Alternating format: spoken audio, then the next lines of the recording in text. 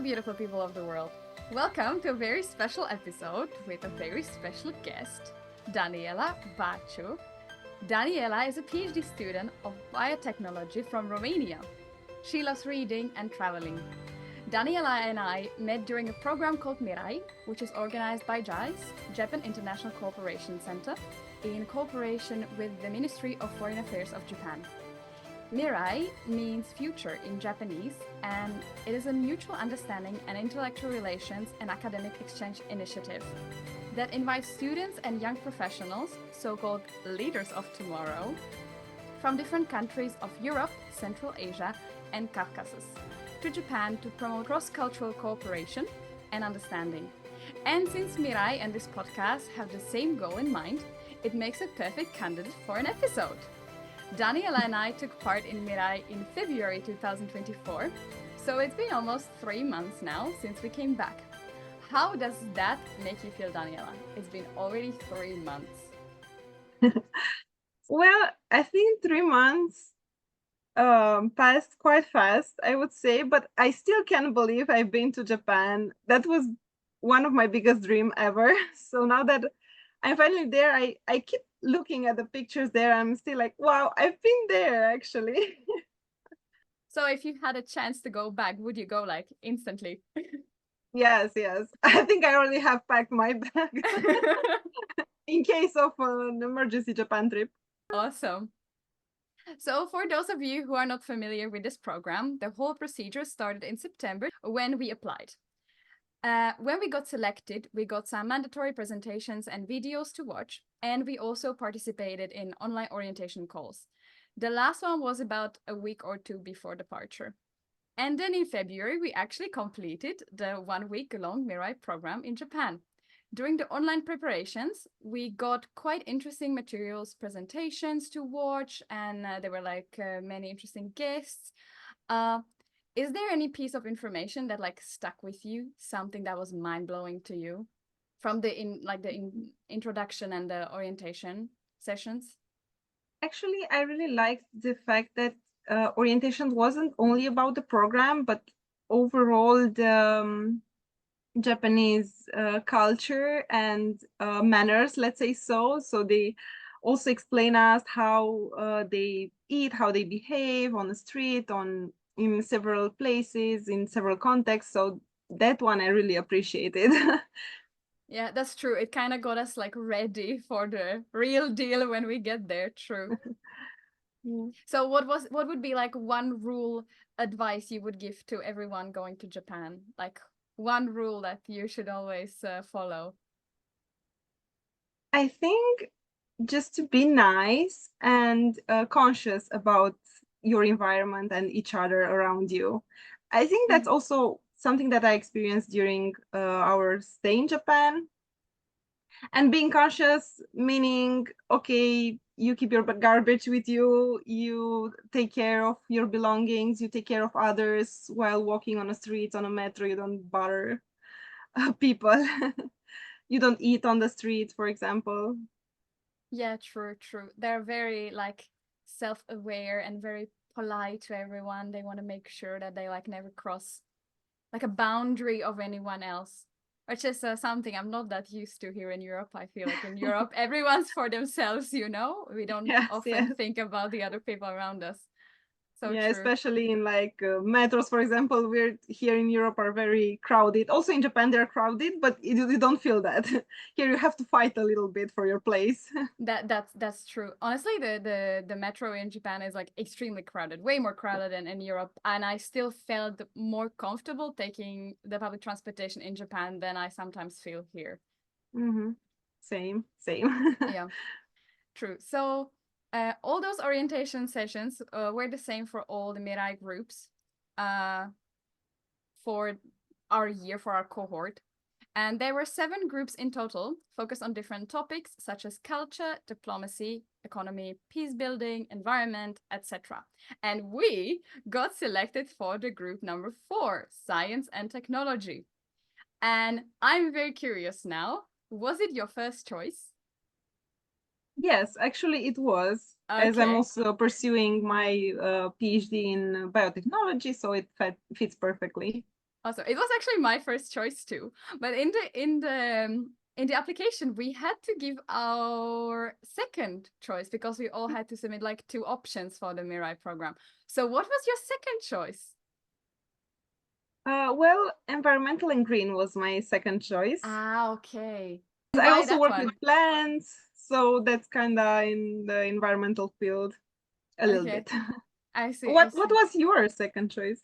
I'm not sure what was the full name, but I think it was like diplomacy and like intercultural Ah, yes. relations or something like that because Mhm. I did my internship at the embassy. So I was like, okay, either I will go with the internship vibe or I'm gonna go like with my studies, which is IT. So that also fits very the science and technology.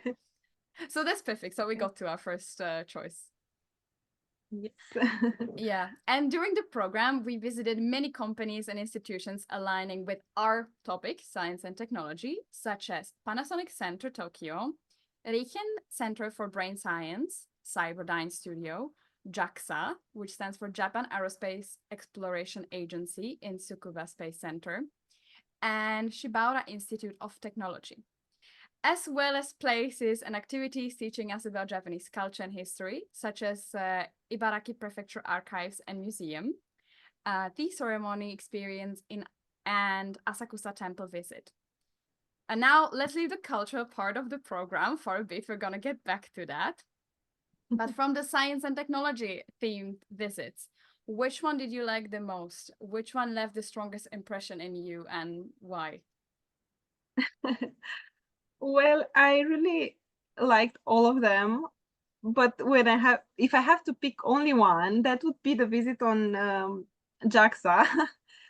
Okay. Because that was something really unexpected. I mean, I knew from the program that we're going there, but I didn't know what to expect.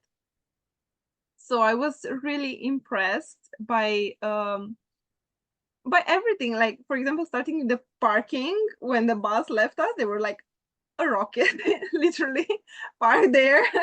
So we could see, and I said, okay, wow. And then there was a tour visit with a guide in several rooms. We had a chance to see where are the astronauts trained for going to space, some history of the of space exploration in Japan, and also the collaboration with NASA that they have. So that was really really interesting. And one thing that left the most powerful impression to me was actually the moment where we could see the control room. Yeah. So we went there, yeah, and there was this window that opened, and we could see everything. So from images to from International Space Station to live transmission and communication with NASA and all the points that people are working there, like busy bees, coordinating everything. So that was for me like, wow, I couldn't even dream of like seeing this in this life. Yeah, honestly, I felt like in a movie, in an American movie, Yeah. when they show you this control room of NASA, and then like we were standing there and we could actually see the people working. I was also amazed.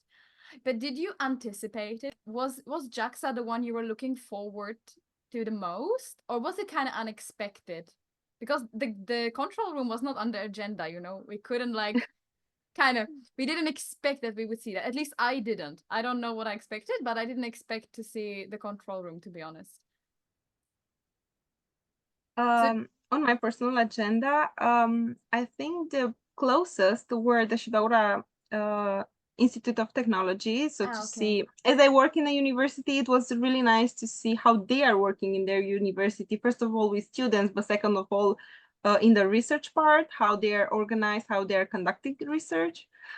And also the RIKEN Center for Brain Science was also a topic that I was a little bit familiar. It's Mm-hmm. not my main uh, Same. activity, my main field, but it's kind of it kind of felt really familiar with what I'm doing at home in the lab Yeah. work. Yeah, I think that the huge like plus of the visit in the RIKEN Center for Brain Science was actually visiting the labs and like seeing the people working there. I was like, wow, that was very mm, Also unexpected. I don't know. I probably thought that we're just gonna get like very theoretical presentations, but like whenever they took us to the labs or like somewhere practical, I was always like, oh wow, this is what I came here for. Yes, exactly. And also we could see also the opportunities that they have in different research centers, not only for brain science, but also other research centers that they have. And they have summer camps and they have international collaboration, intellectual projects. So it was really nice to meet them and to see future opportunities there. Yeah. Well, my most favorite was the Cyberdyne Studio, I must admit. I think it was because I didn't really know what to expect. And then like we got there and we got the tour. So Cyberdyne is mostly known for their hybrid assistive limb, which is kind of like an exoskeleton, which can help you lift heavy things if you wish. But it can also, which was the more interesting part to me, it can also help in the recovery process in terms of uh, creating new neural pathways in the brain. If you have a nerve damage injury and you connect to this exoskeleton, to the limb, just by thinking that you want to do the movement and then the limb helping you actually do the movement helps the brain to learn, okay, if I think this, I want to do this. So if you have any neural damage, it can really speed up the recovery process. And we watched a video of the lady who, after like 3 months of using this exoskeleton, who had a Parkinson's disease, who couldn't really like stand up or sit down, and then like after 3 months of using it, she was like moving quite freely. That was very impressive, and I guess I didn't expect it. And then also when we got the chance to try it, I was like, this is my highlight, this is my highlight, because we got to try it and I could see it. I was like, okay, I'm thinking move up, move down, and it was moving, and I was like, wow, mind blown. Like Yes, yes. this is the technology I came here for. Exactly. Yeah. But I must admit, as you said, the visit in the Shibaura Institute of Technology was very impactful, I would say, because we got to meet the students. So we we went to see the labs and like the new innovations they do, and then we got to collaborate with the local students on like new innovative ways of how to use the technology. How did we spend there actually a whole day? So how did you find the day? How was it for you to like collaborate with the local students to kind of meet more, like someone who's not like, you know, that heavily in touch with foreigners, and then they got to meet us? How did you feel? Well, I felt really welcomed by the students, but also by the staff. That's my first impression. True. And then during the whole day, I was so curious and I asked so many questions there to the students. So I kind of find out about the whole like Japanese education system in the university, and I was super impressed. Like every time, I was like, wow. But also, I felt a little immersed in their culture during the lunch break, let's say so, because we had those cute bentos lunch, and we all stayed there on the chairs, and it was really colorful. The It was very nice. This one that the classes were somehow very like sterile, very like white, clean, organized. But then you go to the common spaces, and everything was colorful, so it was like really That's nice. true. That's actually It true. it kind of let you in the mood of being very serious and hardworking, but then you go to the lunch break and you go cheer up and That's actually such a good observation. I didn't realize that, but you're right. Mhm. So true. But I'm actually curious, what were the questions you were asking the students? Yeah, so firstly I asked them how they're studying like during the semester, how a semester would look like. Mm-hmm. And they said they are going to the lab in the early stages of their bachelor's, and also that they have a tutor. And I say, okay, but what's a tutor do? So they said that I have a lot of like research projects, like say so, and they are working individually, but they have this one tutor that helps them when they need it. Mm-hmm, mm-hmm. And I say, oh wow, it's also interesting. Um, Also, for example, the Shibaura Institute is a private university, so I Mm-hmm. was asking a bit about the cost and how they are managing it. And they said that most of the students have a part-time jobs, and the university supports that, and they support their work. And for example, a student in my group was actually a football coach for the Wow. university, or that was for little kids. So I was like, okay, that's interesting as a part-time job. So yeah, a lot of things that are different, for example, from my university. That's so true. It's so true. Because especially in my university, like now it's changing slightly, but I remember like maybe even still like 1-2 years ago. I mean, it just barely started to change. Um, Teachers really didn't understand that some of the students have to get a part-time job in order to be able to like support themselves during the studies, and teachers were like, no, you're supposed to study, you're not supposed to work, like you have to dedicate all your time to studying. And I'm like, but do you understand that not all the students have the possibility of being like fully funded from home, and they actually have to get a job? And like the teachers were not really understanding in this sense, but not all parents have the funding to do that. So this is really nice to hear. I feel like the only place we didn't really talk much about from like the institutions was the Panasonic Center actually. Do we have something nice to say about the Panasonic Center? Anything that I was actually quite I thought that would be my favorite visit, to be honest. I thought Panasonic would be the highlight. And But it was still pretty cool, but Cyberdyne then won my heart, came so in. unfortunately. Sorry, Panasonic. No, but it was really cool. So what did you like about the visit in Panasonic? Well, they kind of presented us the future cities, let's say, so those future smart cities that they're trying to develop besides other tools with renewable energy sources and more eco-friendly batteries and so on. But what I like the most is that they're trying to develop smart cities, like really smart cities with really smart cars. Yeah. And really smart robots walking around the city delivering and doing chores. But they kind of highlight the need of the community in there, like to have spaces for community, to have in parks, relaxations areas, the cities not to be so crowded. So I really like that besides the technology, they're also integrating the human needs into Yeah. their cities. And I'm really looking forward to visit the cities actually one day. Yeah, me too. And but as we already mentioned before, like there was such a heavy emphasis on like it's for the people, but they also trust the people not to damage those technological innovations, because we saw those robots, right, that can like deliver you anything pretty much anywhere on their own. They can collect garbage and things like that. But I can imagine that if it would get implemented here, someone would either steal it or damage it, you know?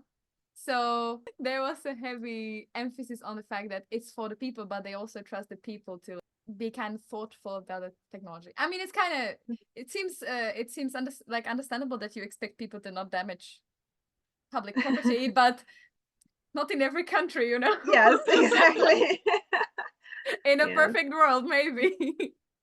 But in Japan, it's so natural. I mean, Yeah, I think it's true, the true. perfect place to start Yeah. doing that. Did Yeah. you also get to try the car of the future? Oh, well, yes. Ah, you did. Okay. How And did you I like? love it. Yeah, you like. Okay. What I was love your it. I most? love it. What was your most favorite feature of the car of the future? Oh, the fact that it drives itself. It drives itself. Yeah. Okay. Yeah.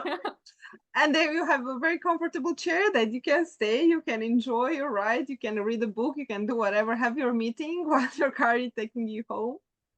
Perfect. Yeah.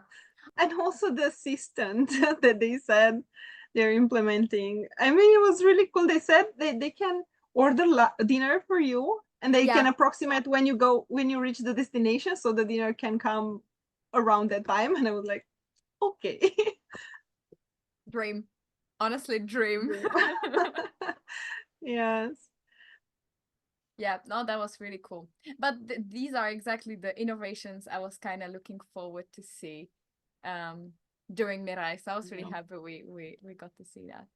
All right then. So now let's move on to the cultural visits and activities we did. Which one did you like the most?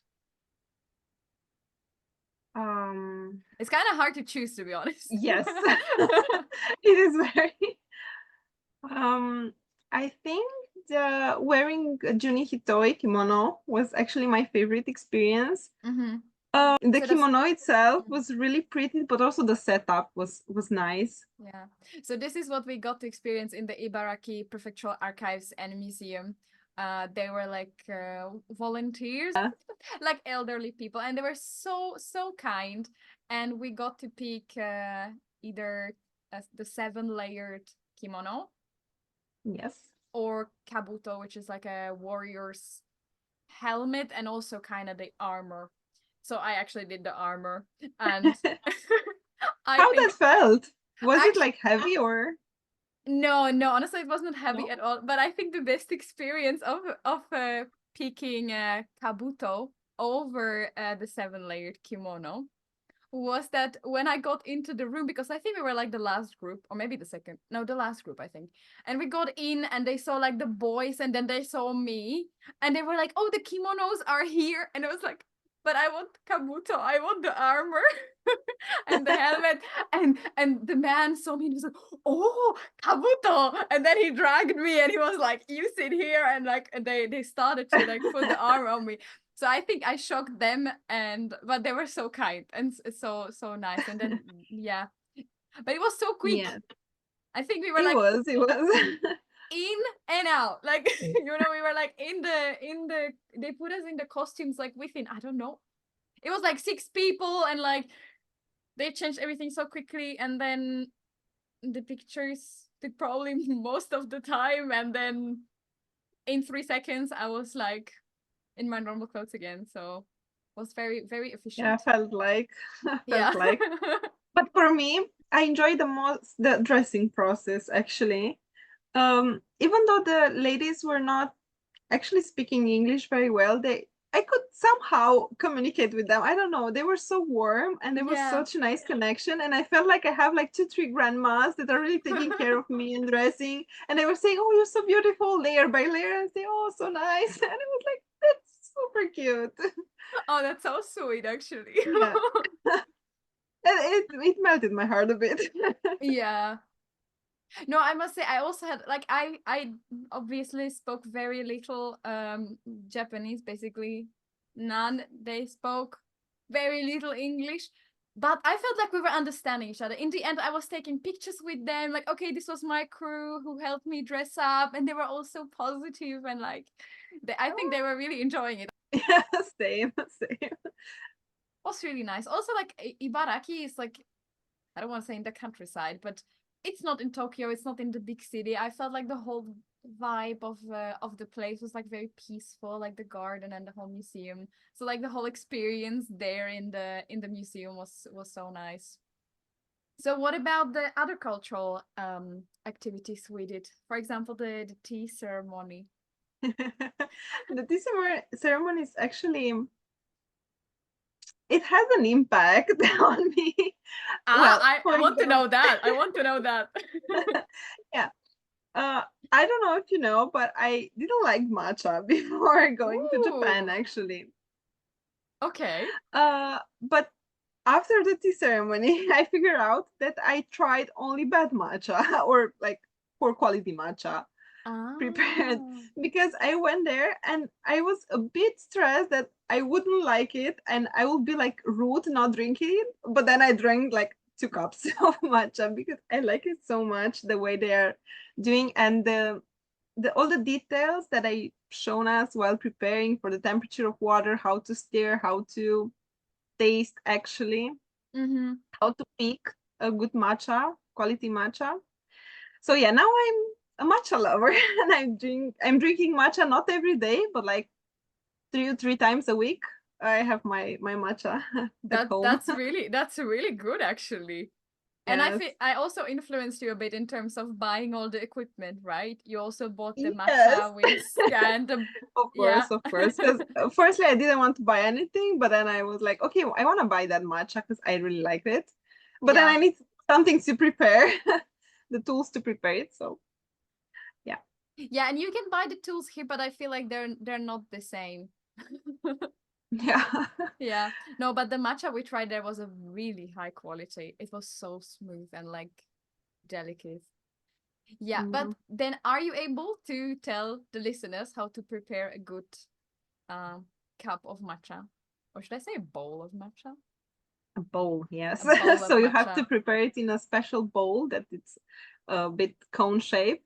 Mm-hmm. Um, and then you put exactly 1.5 grams of matcha, and you can have a special spoon for that.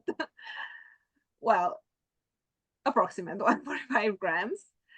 And then you need water, but not like boiling water, 100 degrees, like 90 degrees, like not Mm-hmm. really boiling water. So you Mm-hmm. don't extract the bitterness of it. And then you stir it, not round, but like go and forth until you have a little bit of bubbles. And then you can add water and that, or milk if you want matcha latte or so on. Awesome, awesome. I'm Yeah, almost you like stir it. getting thirsty. I kind of want my matcha now. Same. Well, but speaking about all the things we brought from Japan, um, we also bought quite a lot of like ingredients that we can use to sort of cook Japanese influenced dishes in Europe. So what did you buy and are you using it? Well, I mostly bought let's say a kit for miso soup, and Mm-hmm. I tried it. It was actually my first time I was trying miso at home. Mm-hmm. Actually, before Japan, I didn't know differences also between miso soups because I kept ordering a lot of miso at home, but I didn't know which one I liked, but now I know. So I bought that specific miso paste, and I kind of like had the courage to try at home, and it was really delicious, actually. Yeah, miso is like a staple in Japanese cooking. I feel we got it to almost every dish we were having. It's like served in a very small bowl with every dish. Yeah. Okay, so you're preparing a full miso. That's amazing. I Yeah, bought some because like we already like prepared miso, like a dried out miso. So you just pour water over it and it's like already done. So oh I nice. bought just a couple of those and I already ate all of those. But now I also have the miso and I have dashi, which is like a kind of like a dried fish stock, let's say, and fish and seaweed stock. Yeah. And We bought all yeah, dried. Yeah. yeah. But I actually use that, but just for making tamagoyaki, like the Japanese rolled omelette, because you also add that to the omelette. But regarding the miso, I haven't like made the proper one yet, so I'm getting there. Well, there's still time.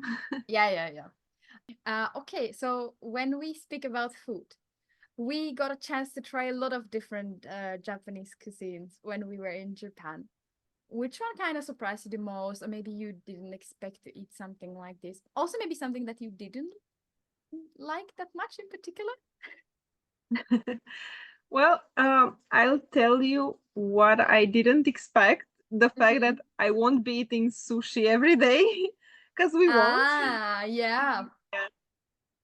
We didn't. Like we had sushi only once, but then we tried a lot of different dishes that I cannot tell their names. Like I don't know what I ate, but I We love can it. just describe them. Yeah, we had a lot of like tempura, like tempura, I think shrimps, tempura veggies, like a lot of Yeah, this some and a lot of cooked dishes, like soups and everything.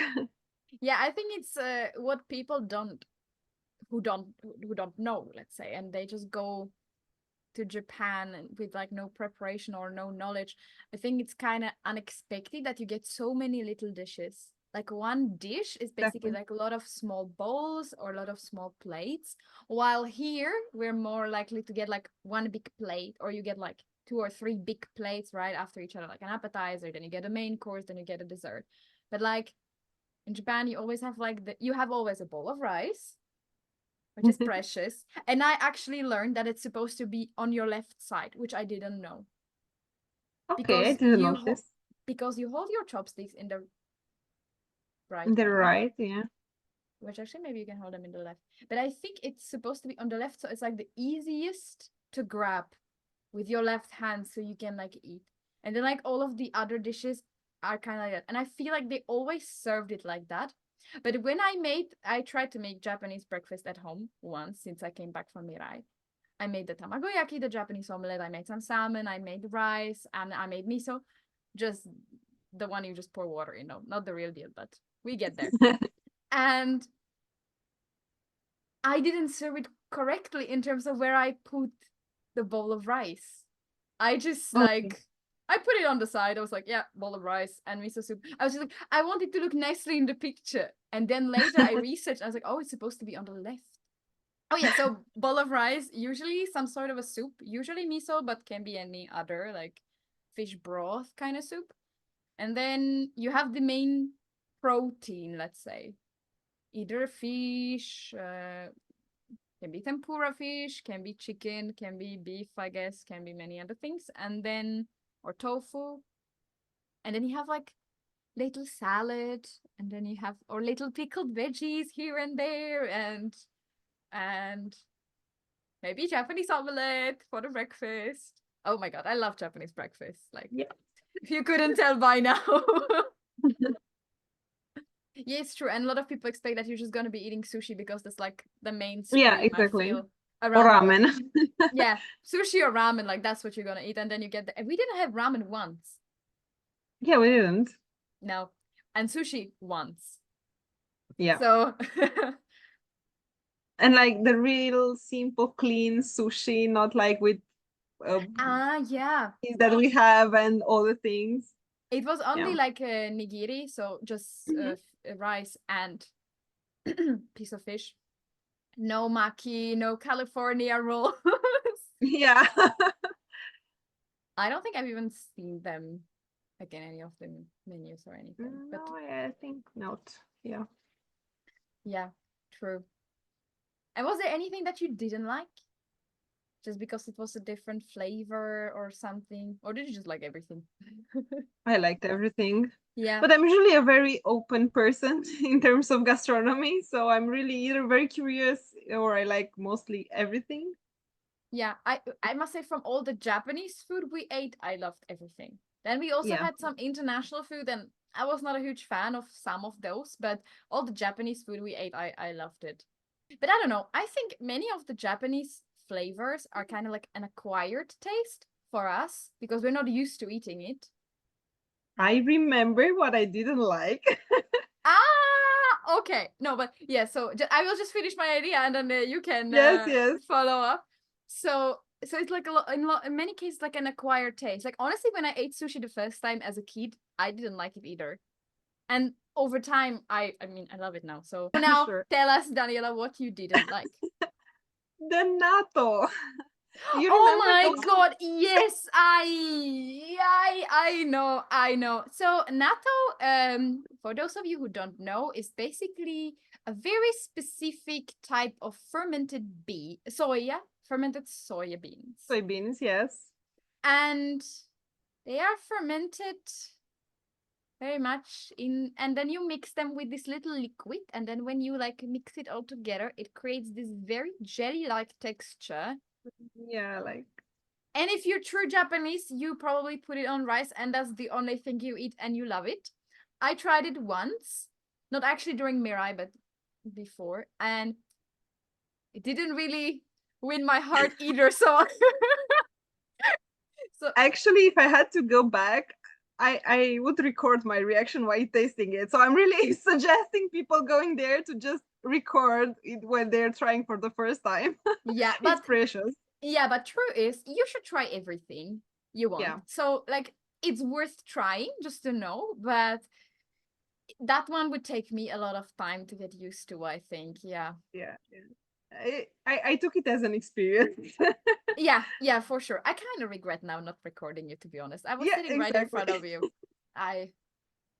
Okay, so And now back to the things we liked. So we also, in our free time, we didn't have much free time, okay? The program is like very packed and you really have like a lot to do and a lot to work on during the project. But when we had free time, we were kind of wandering around the town usually and sometimes buying snacks. And I'm kind of wondering if you had any favorite snack of yours. You might not remember the name. Honestly, I don't know the names of all of them either, but Well, I'll be mainstream. I will say that I like mochi ice cream from 7-Eleven. That was my favorite snack. mochi ice cream from 7-Eleven, that's like a staple, you know? Um, but something really specific, I would say from the vending machine, we had that warm, sweet bean soup. Oh, yeah. So it was in a can, like if you would buy Yeah, a soda, it and was that was. canned But I and it had the was really corn good. one. I had corn Ah, you soup, had and it was warm. Yeah, and sweet. that was very, very specific. And from our group, you either like it or hate it. Yeah, I think you're either on one side or the other. Yeah. Yeah. I'm not sure. I think that was like one of the few things I actually didn't finish. You're right. I didn't Yeah, like the yeah, corn I soup. remember it. And I love corn, by the way. Like I love Mhm. everything corn related, but this one was yeah. But on the other hand, I really enjoy the fact that they have like warm beverages or soups, apparently, Exactly. for that matter, in vending machines. I think that's like absolutely genius. And I don't understand why we can't have that. Like it's so simple. You just put a warm tea or warm coffee in a can and you put it in a Mhm. vending machine. Genius. Yeah. That's like one thing I would really like to have here. It was Yeah, so especially nice. in winter time when you're freezing and you kind of need something urgent. Yeah, yeah. So true. Yeah. And so actually, and there's like one thing we didn't pay much attention to yet regarding the program, and that's the participants. What did you think about the participant selection? So we should maybe start with mentioning that we were 14 in total for our group, for the science and technology group, and we were 14 people from 14 different countries, which is already very interesting on its own. Um, yeah. What did you think about the people when you saw them the first time, and how was that experience? Uh, well, I didn't expect to be only one from each country. So first thing first, I was a bit nervous that okay, I'm the only one from Romania. I have to represent. uh, I'm here to Same. represent. But actually, like I don't know, every worries kind of vanished when we all met in the airport because somehow our flights were arranged to arrive almost all in the same time. So we met in the airport and wait for each other over some coffees. And it was like, I don't know, an instant connection, let's say so. Like everyone was so motivated, so passionate about being there and about Japan. Also, all involved like in science and tech, and we had a lot of discuss. They were like open people, like so, yeah, it was quite nice. Yeah, I must say that like the group was very like special in a good way because it was like 14 motivated people from different countries, yes, but like we had all so in common at the same time. Like we were all like, you know, very hardworking, very passionate, very interested in each other, in each other's work. And yeah, I felt like so many instant connection with so many people. Of course, including you, Daniela, and that's why we're sitting here. I love it. I love it. I would like to say that we're like the couple of the MIRAI Science and Technology. Have you kept in touch with anyone after the MIRAI program, though? Well, actually, we had a small call with because we were divided into small groups, like small two groups. And Within we had the group 4, yeah. yeah, within the group 14, we were like two groups can be. So we had a call from the people of my group regarding also the dissemination process. So we checked up a little bit about uh, yeah this dissemination process program, but Mm-hmm. also we spoke a lot like freely, like how they're doing, how how the life is going. So it was quite nice. So nice, yeah. I hope we'll be able to manage some reunion, maybe like next Yeah. next year's summer or something. Be so nice. kind of catch Yeah. up with everyone, how it influenced them. Yeah, I really felt like so sorry when we left. They were like so sad. The moment that we all left, we kind of like really built something Yeah. in that week. And I felt like we didn't have enough time. Like we spent all the second almost of the day together, almost like all the time. And I still felt like we didn't have enough time to talk about everything, you know, like there was Yeah, still exactly. so much to talk about. Exactly. Yeah, well, and But I so Mhm. no, you can go on. No, no, okay, you can say that. I wanted just to say that we didn't have an instant connection just with the participants, but also with the organizers. Oh yes, oh my God, I'm so happy you're mentioning it. They were so sweet. Yes, And yes. they still are. I mean, our coordinator, Kurita, she's actually following, I think, all of us. I'm gonna say all of us on social media, and she's like so supportive. And she's supportive Yes, she in terms is. of anything, no matter if it's about Japan. She's like, "Oh, you went to the gym and you worked out. Here's a heart for you." Like she's so like warm-hearted. Yeah, Like she's so sweet. exactly. And she took care of like every single detail that Yeah. I mean, for example, I could even think of like so many details about like, for example, myself and my stay that they thought of. Like, Yeah, the Japanese organization is like another level of organization quality. Honestly, I kind of wish everyone to experience this at some point in their lives because it's so on point. Like everything is thought of. Like it's so smooth and it's like so well organized. They really work as a team together, which is also super nice to yeah, see. exactly. And also some of my friends were asking me like, but wasn't like difficult for you to travel alone there and so on? I Yeah. was like, no, I knew everything from before, every single detail, and they were waiting for me at the airport. Like, I felt so safe, so calm, so like Yeah, everything worked out. that's true actually, because I mean, like I had been to Japan before Mirai, but for someone traveling for the first time outside of Europe, for example, this was like perfect experience because you get everything like step by step, what you have to do, who you can call if anything goes bad, but nothing went wrong. Like it was perfect, like perfectly organized, Yeah. everything. But And it was really comforting, for example, to have all the links where you have to like register. Of course, you find out in the airport, but we knew it from before, so we were like, okay, we know that.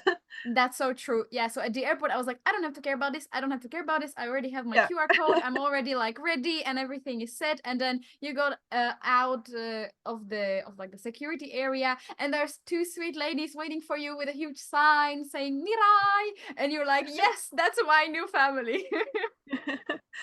Amazing. Yeah, they were so sweet. And so we didn't speak yet about the conclusion of the whole program. So at the very end, I already mentioned that it was a very busy schedule and we were working all the time, but what we were working on, right? So at the very end, we were actually giving out presentations in the two separate teams at the Ministry of Foreign Affairs of Japan. And it was a very formal event.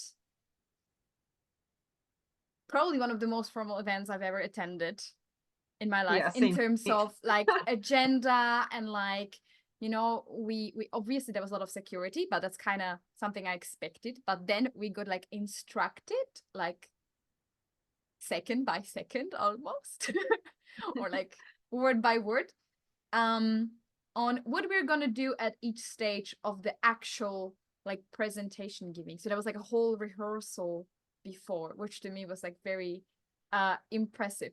How did you feel during the visit at the Ministry of Foreign Affairs of Japan? And um can you tell me a bit more about like about the experience there in general? What did you think about Um, it? Obviously, so for the people to know, we had to prepare a presentation about findings about Japan that we found out during our stay, but also an action plan to about like dissemination process. That was one of the missions as a Mirai participant there. So we had to present that during a presentation at Ministry of Foreign Affairs. I think I felt a bit nervous there because I don't know, like I'm not used to be in that very formal context. So I was like, wow, am I doing it right? Am I doing it properly? But then we had those rehearsals, so I kind of like, okay, I know from where I should step on the scene, let's say, so where from where to go down, where to sit during pictures. So it felt a bit like strange for me, all this rehearsal, but in the same time calming, let's say, so like, okay, everything's under control, we know every step, we try the mic, there's no technical problems, so everything will go smoothly. Yeah, no, but that's so true because like in the beginning I was like, oh, do we actually have to rehearse that? Like, I mean, it's kind of straightforward, right? We go up, we give a presentation. But then I saw how many issues we ran into when we were rehearsing it. And I was like, yes, please, we have to rehearse this because I have to know what to do. Like, I want to know what people are supposed to do. Like, so yeah, in the end, it was very good that we rehearsed it because when the actual presentation came and we were supposed to do all the right and correct things, everyone knew what to do. So that was really nice. I think we should also maybe mention a bit the formal attire about Okay, how yes. Japanese people dress. So do you think that you packed accordingly, that like you were ready for what you're gonna like what you were expected to wear? I think 80% yes, but Okay. kind of like business casual there, it's more business than here, I felt like. Same. I feel the um same. yes, so I was somewhere like business casual, but like when very casual came, I don't know. um Yeah, I feel like whenever we had like the business casual visits, I think I was okay. Maybe sometimes accordingly, maybe sometimes a bit less, but I could see that some of the other participants were also dressed way less formal than me. So I was kind of like, it's okay. But when it got to the formal event, I felt like,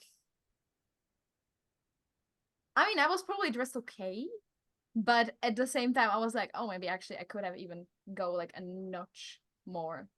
I yeah, think I was exactly. dressed formally. I think I was dressed formally, but still, you could always go more, I think. Yes, exactly.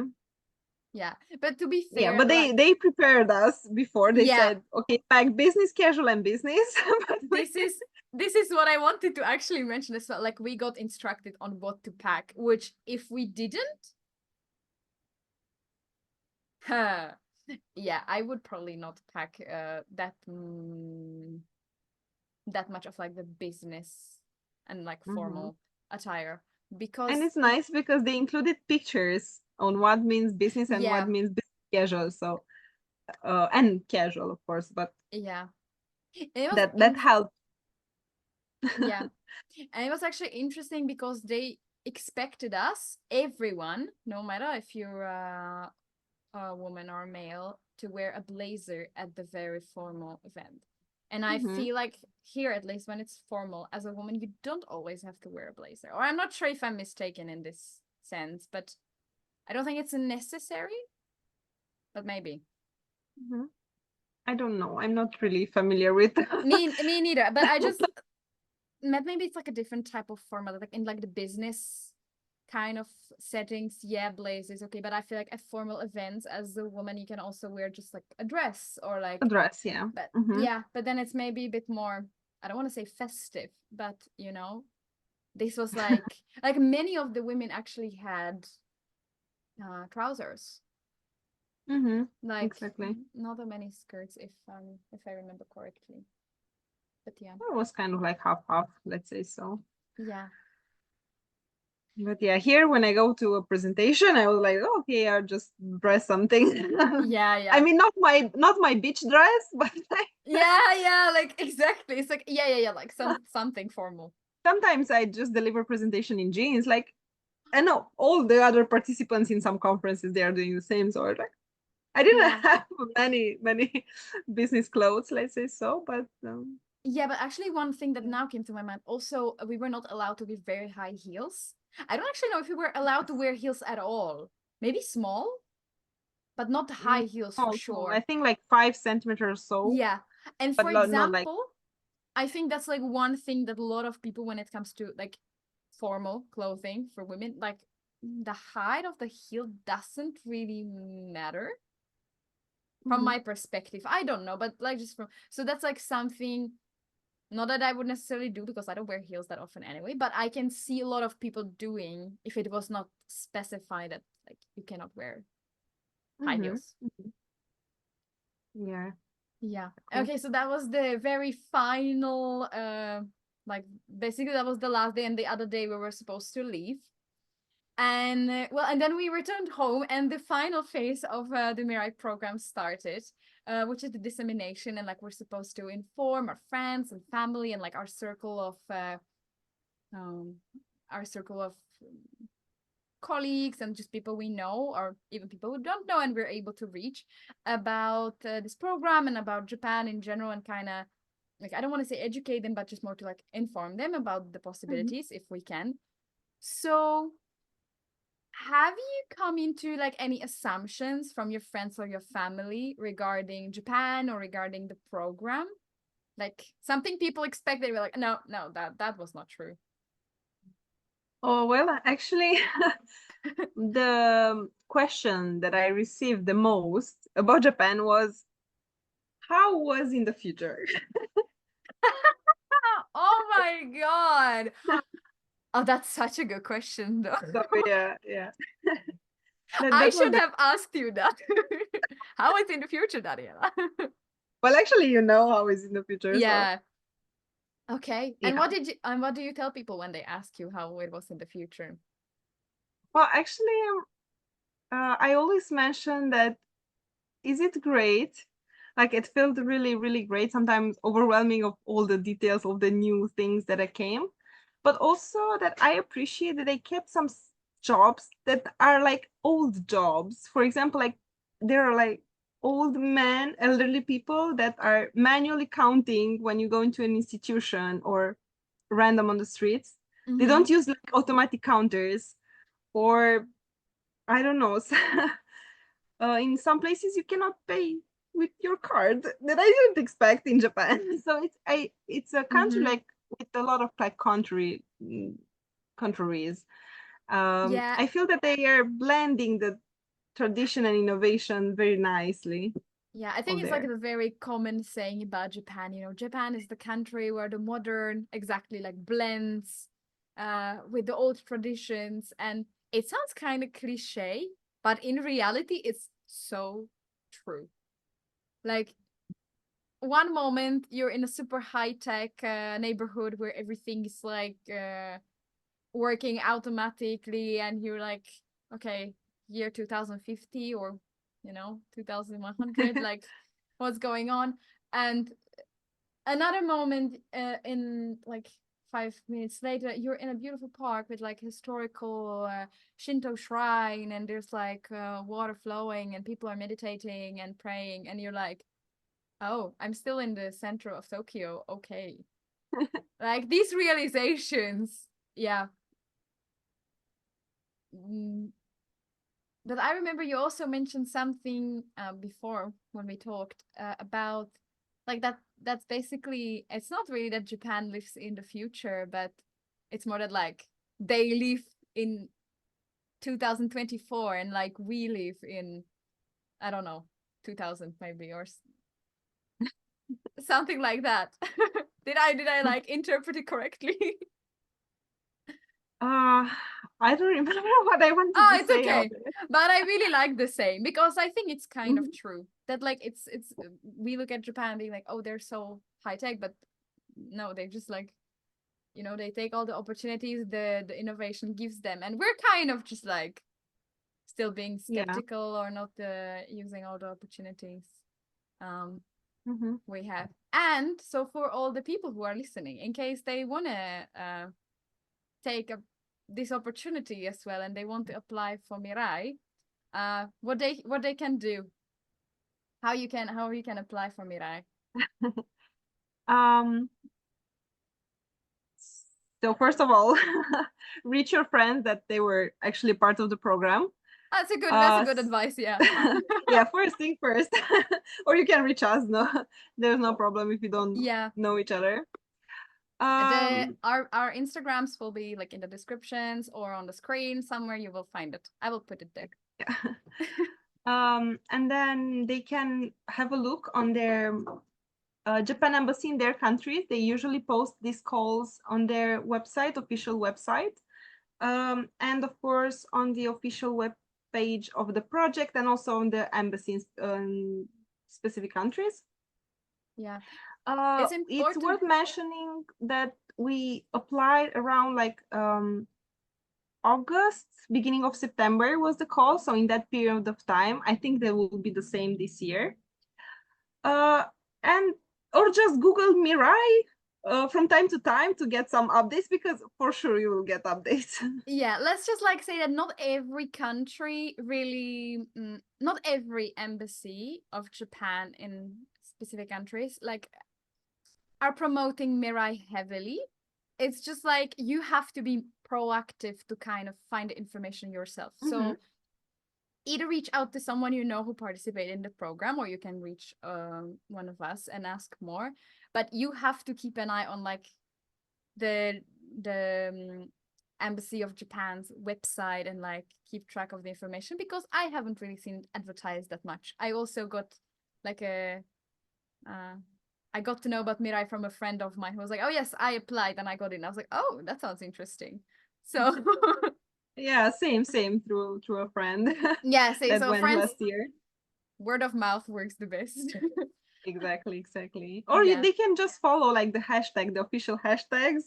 Yeah. Like hashtag MIRAI, hashtag share my MIRAI.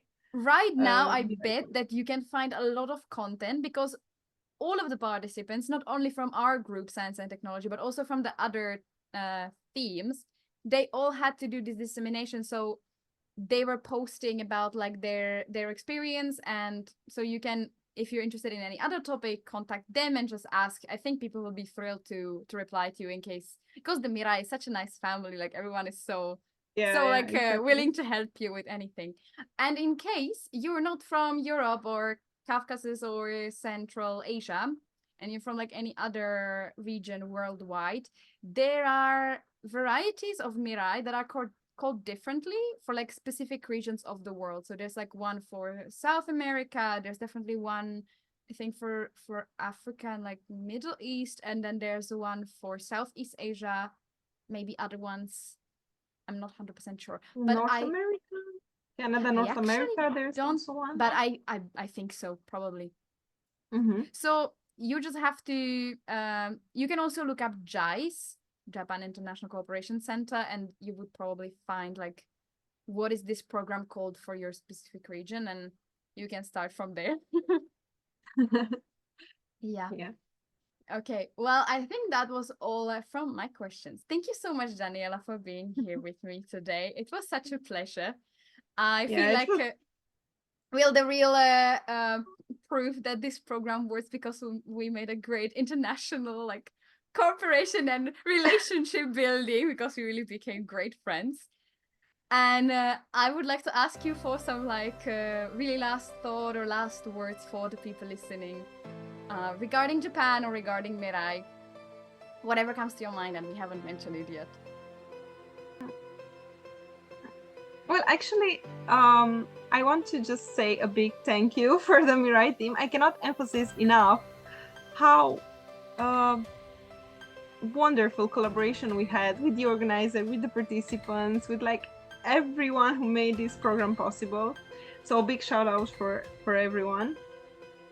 And I'm really inviting you to this program. Like, this is a life opportunity for you, like to experience Japan, not like in the touristic way, but like more in depth, to actually meet the public sector, the private sector, the ministries, like things that they're not on Instagram, for example, when it comes to Japan.